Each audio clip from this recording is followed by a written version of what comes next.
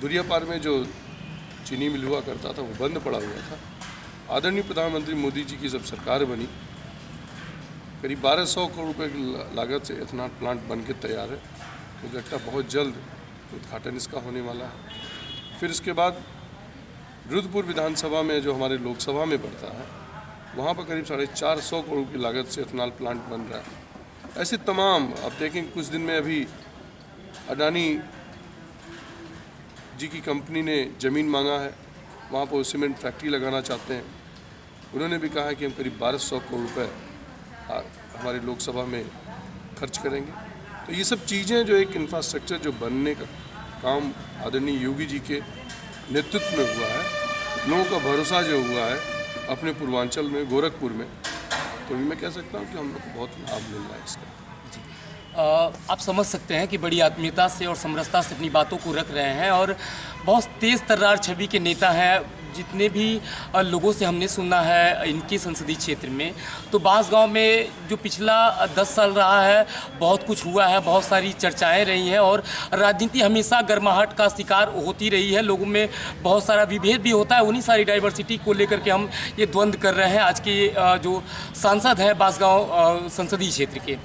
Sir, एक बात बताइए कि जब पिछले जितने भी दिनों में आप मेंबर ऑफ पार्लियामेंट के तौर पे जा करके यहाँ के मुद्दों को उठाते रहे, तो कौन कौन सी विशेष बातें रही होंगी जो इन क्षेत्रों की आपने पार्लियामेंट में उठाई हैं? देखिए, बहुत सारे पिछले 15 सालों में बहुत सारे ऐसे मुद्दे उठाए गए हैं, चाहे क्वेश्चन आवर में, चाहे 0 आवर में, चाहे 377 में। ऐसे तमाम जो हम लोगों के नियम हैं जो क्षेत्र की समस्या को रख सकते हैं, आम जनमानस की समस्या को रख सकते हैं, तो बहुत सारे ऐसे मुद्दे उठाए हैं। सड़क का उठाए हैं, बिजली का उठाए हैं, पानी का उठाए हैं।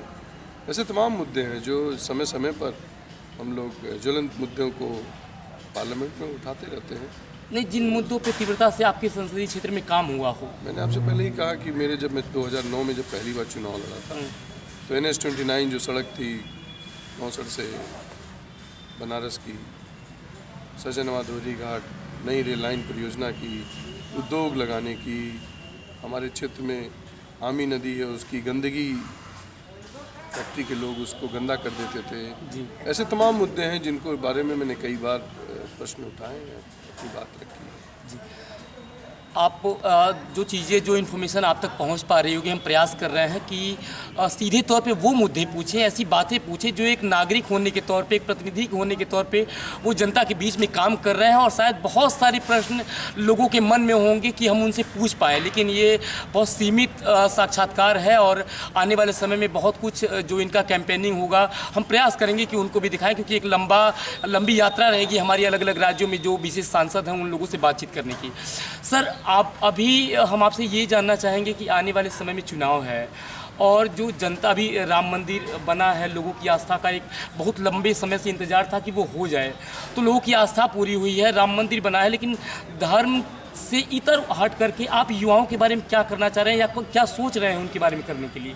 देखिए, हमारी सरकार जो है आस्था पर भी काम करती है, हमारी सरकार विकास पर भी काम करती है। आदरणीय मोदी जी ने पिछले 10 वर्षों में दर्जनों एम्स पूरे देश में बनाने का काम, जहां पहले एक एम्स हुआ करता था, आज आप देखेंगे दर्जनों एम्स है। IT कॉलेज नहीं हुआ करते थे, विश्वविद्यालय बनाने का काम किया। अपने ही गोरखपुर में देखिए आप, अब 3-3 विश्वविद्यालय, जहां एक हुआ करता था 3 विश्वविद्यालय हैं। जहां हम आस्था, जहां मंदिर, राम मंदिर, इसमें आप सिद्धार्थ विश्वविद्यालय को जोड़ के बात कर रहे हैं? नहीं, ये गोरखपुर यूनिवर्सिटी, हाँ, अपना MM मदन मोहन मालवीय है, फिर एक अभी एक नया विश्वविद्यालय आदरणीय योगी जी के नेतृत्व में अपना पिपराइच विधानसभा में एक खुला है, उसका नाम नहीं याद आ रहा मुझे। तो 3 विश्वविद्यालय अपने इस गोरखपुर में हैं। और मैं ये कह सकता हूँ कि जहाँ हम आम युवा की बात करते हैं, वहीं हम विकास की भी बात करते हैं और समाज के हर वर्गों की बात करते हैं। और जहाँ तक युवा की बात है, मैं खुद एक युवा हूँ और हमारे युवाओं का पलायन रुके, इस पर हम उद्योग लगाएं और काम इस पर कर रहे हैं और हमारी सरकार भी इस पर हमारी मदद भी कर रही है और भविष्य में इस पर काम भी होगा। जी, सबसे बड़ी बात ये है कि हमारे जो दर्शक हैं, हमारे लोग हैं सर, हमने जो भी काम किया है वो अलग अलग राज्यों में किया है, चाहे वो गुजरात हो, मध्य प्रदेश हो, राजस्थान हो, पश्चिम बंगाल हो। हम गांव-गांव तक गए विधानसभा के चुनाव में और हमने लोगों से पूछा कि जो गांव में बैठा अंतिम आदमी है वो सरकार से या जो प्रतिनिधि है उससे कितना संतुष्ट है या नहीं है। तो जो ग्राउंड से जुड़े मुद्दे हैं उनकी जो प्राथमिकता है वो सरकार में अब बची है या नहीं बची है। देखिए, विकास एक ऐसी निरंतर प्रक्रिया है जो कभी ख़त्म नहीं हो सकती जी। ठीक है, तो ऐसे तमाम मुद्दे हैं जो पूरे हुए हैं, ऐसे तमाम मुद्दे हैं जो नहीं पूरे हुए हैं, जिस पर हम लोग काम कर रहे हैं कि जल्द से जल्द इसको पूरा किया जाएगा। और जहाँ सड़कों की बात है, पुल की बात है, ऐसे तमाम हैं जो हो गए हैं। बहुत सारे ऐसी जगह हैं जो नहीं हुए हैं, उस पर हम लोग चिन्हित करके उस पर काम करते हैं। जी, बहुत कुछ तो अभी नहीं पूछ पा रहे हैं, लेकिन हम सर ये जानना चाहेंगे कि लास्ट में आपके विजन में जितना भी आपने काम किया पिछले सत्र में, कौन कौन से ऐसे काम पड़ गए हैं जो भी आपको लग रहा है कि आने वाले समय में उस पर काम चल रहा है या वो काम लंबित है तो वो काम होने वाले हैं, कुछ ऐसे काम जो हों? ऐसे तमाम हैं, दर्जनों हैं, सड़कें हैं, पुल हैं जिस पर हमारी सरकार काम कर रही है, मैं काम कर रहा हूँ।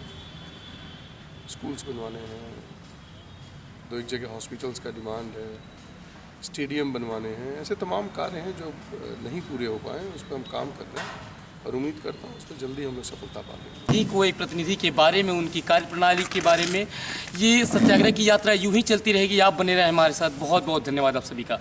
नमस्कार।